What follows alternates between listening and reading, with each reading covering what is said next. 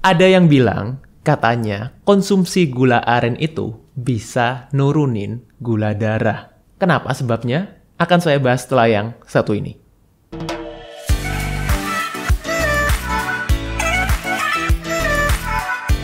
Oke, jadi sebelum masuk ke materinya, saya akan intro dulu, saya perkenalkan dulu yang ada di meja ini. Healthy Cook. Jadi Healthy Cook ini adalah provider makanan sehat yang berdomisili di Surabaya.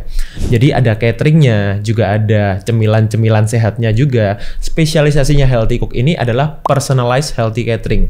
Maksudnya gimana? Bukan healthy catering yang biasa, tapi juga bisa menyesuaikan dengan kebutuhan tiap orang perorangan. Sesuai goalnya, sesuai kondisi kesehatannya, yang disesuaikan dengan kebutuhan masing-masing individu. Oke, sekarang kita akan masuk ke materinya. Halo Sobat Sehat, jumpa lagi bersama dengan saya Dr. Hans di channel kesayangan kita SB30 Health episode Panas, panduan nutrisi tanpa sensor. Dan kali ini saya akan bahas salah satu video yang dikirimkan oleh salah satu follower saya di Instagram. Ya, jadi Instagram saya yang ini.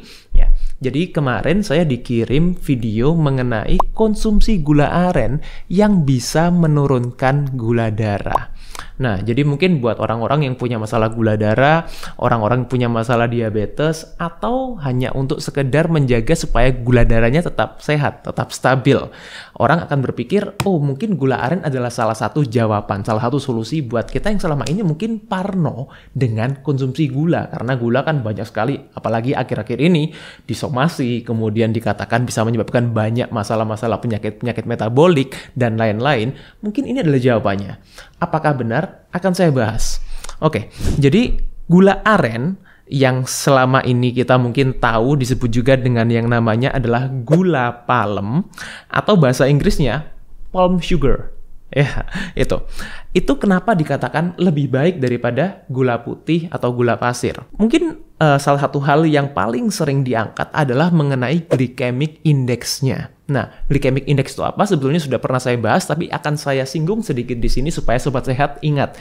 Glycemic index itu adalah kecepatan gula darah kita yang meningkat ketika kita konsumsi gula. Jadi seberapa cepat gula darah kita meningkat ketika kita konsumsi karbohidrat, itu adalah disebut dengan glycemic index. Nah, glycemic index itu ada yang rendah, ada yang sedang, ada yang tinggi. Semakin tinggi dia semakin kurang baik untuk orang yang punya masalah gula darah.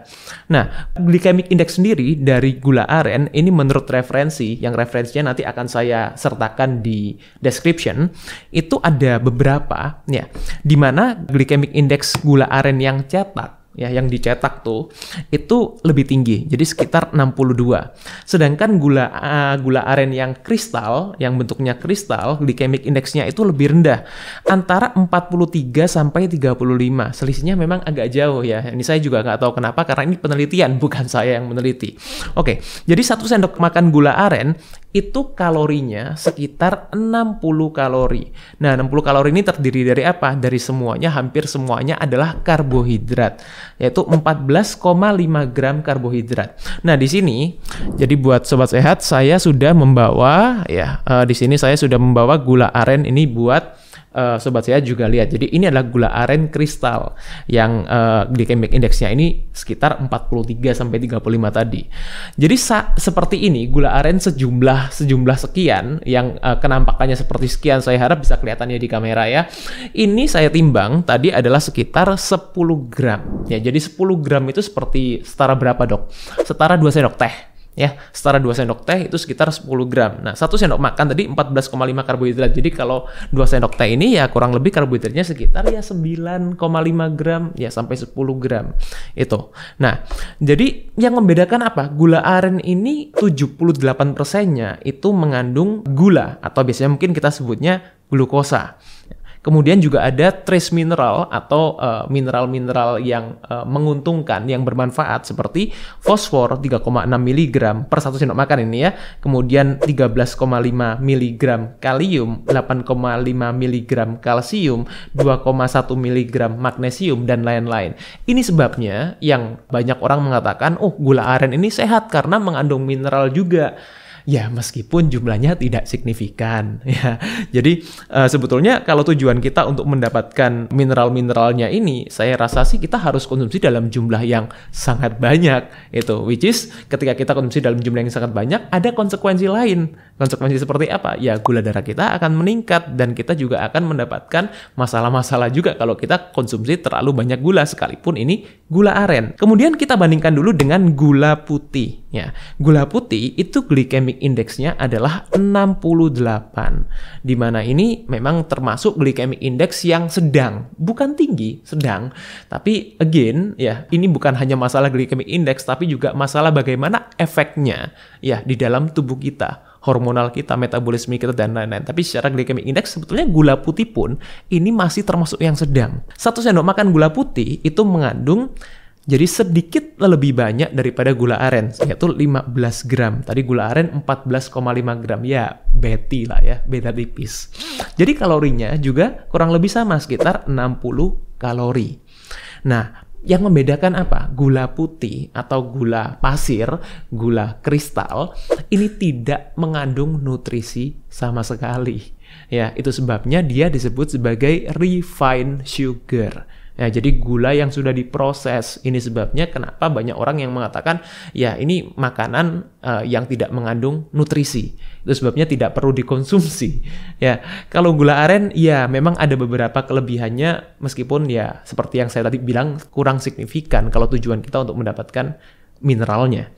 Nah, sekarang saya akan membahas mengenai kok bisa? Apa benar sih gula aren yang tadi di video yang dikirimkan oleh netizen, ya, oleh salah satu follower saya ini, apa benar dia bisa menurunkan gula darah? Dan bagaimana dampaknya untuk orang-orang yang punya masalah gula darah, diabetes? Oke, kita pahami dulu mekanisme gula darah.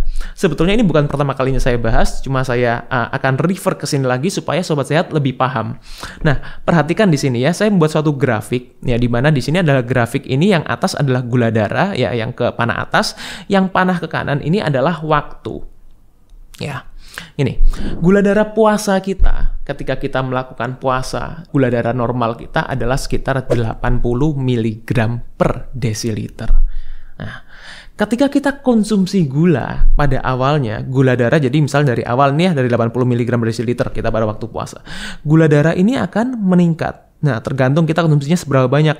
Ini semakin lama dia akan semakin meningkat, ya. Kemudian sampai pada suatu titik, misalnya kita konsumsi gula sekian yang meningkatkan gula darah kita sampai 120 mg per desiliter. Nah, kemudian setelah mencapai ini, dia akan turun gula darah ini seiring berjalannya waktu juga.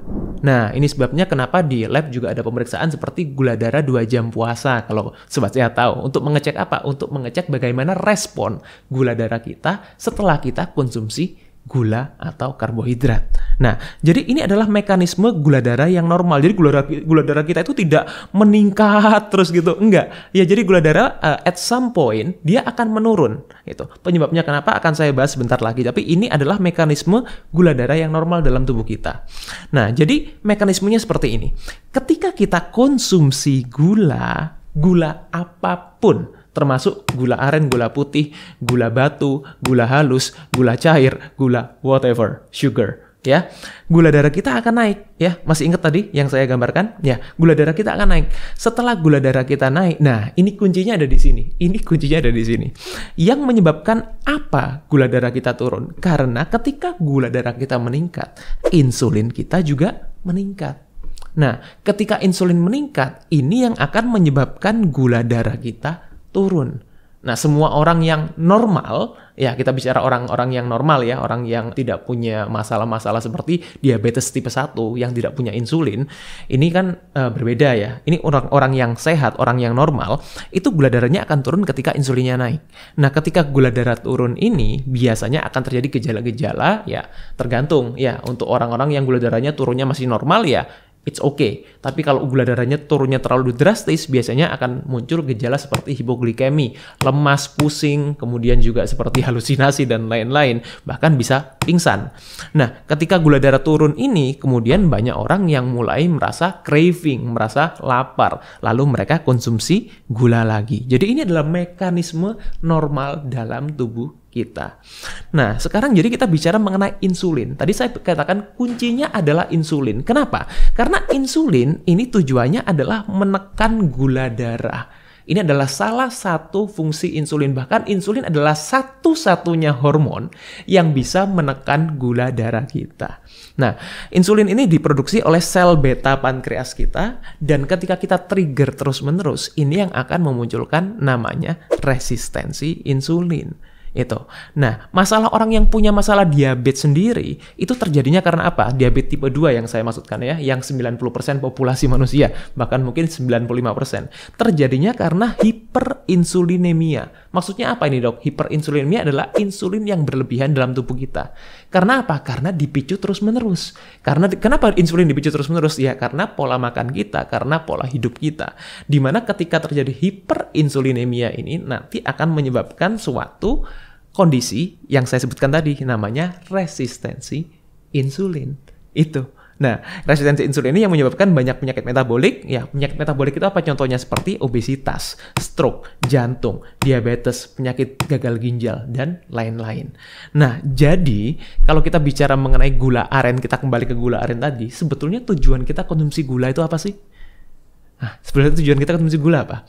Yang pertama, mungkin banyak orang berpikir, oh untuk sumber energi, Dok. Which is sebetulnya sumber energi kita tidak hanya bisa dapatkan dari gula. Semua nutrisi juga bisa jadi sumber energi.